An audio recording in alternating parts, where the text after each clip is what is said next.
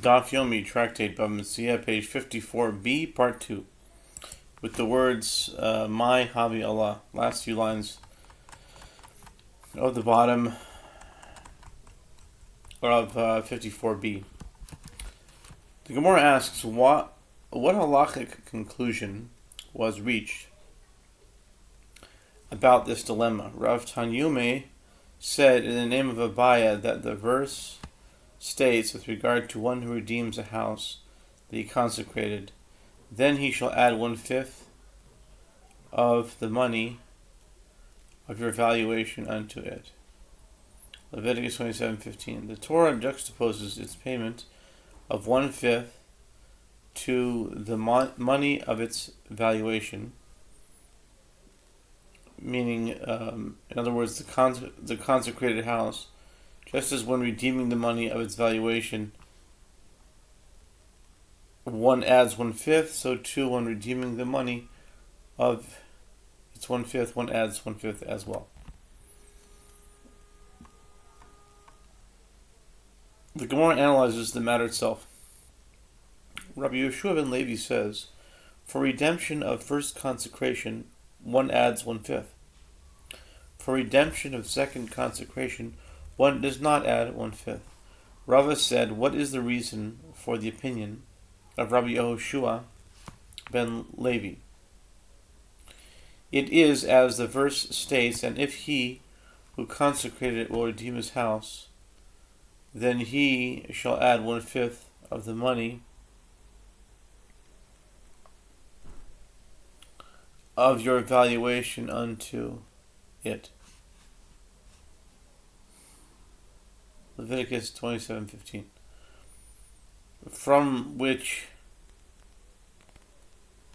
it may be inferred that when he who consecrates the house redeems it, he adds 1/5.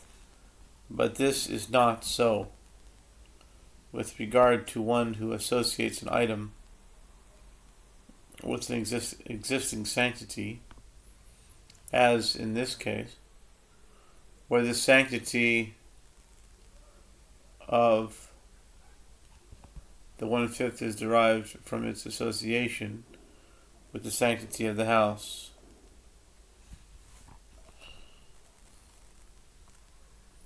The Gemara relates that the Tana who recited Mishnayot and Braitot in the study hall taught a Braita before Rabbi Elazar. It is written, and if it is a non-kosher animal, then he shall redeem it according to your valuation. Leviticus 27:27.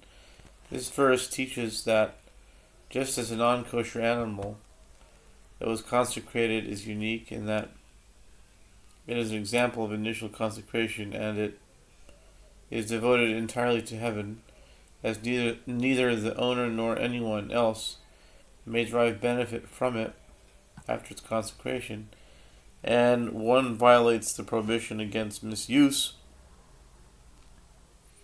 of consecrated property by using it after it was consecrated. So too, with regard to any item that both undergoes initial consecration and is devoted entirely to heaven, one violates the prohibition against misuse of consecrated property by using it after it was consecrated. Rabbi Elazar said to the Tana, granted, the statement, it is devoted entirely to heaven, serves to exclude offerings of lesser sanctity, for example, peace offerings, since the owners have a share in them, as they may partake of those offerings. They are not subject to the prohibition against misuse of consecrated property. But what does the mention of initial consecration in the Braita serve to exclude? Is it that initial consecration is subject to the prohibition against misuse of consecrated property, and ultimate consecration is not subject to the prohibition against misuse of consecrated property? Even the property consecrated last in a series of redemptions is full-fledged consecrated property. Perhaps it is with regard to the matter of the payment of 1/5 that you are saying this, and it is in accordance with the statement of Rabbi Yehoshua ben Levi? The Tana said to him, yes, that is what I'm saying. Apropos to that brisa, Rav Ashi said to Ravina, it is so that a non-kosher animal is subject to initial consecration.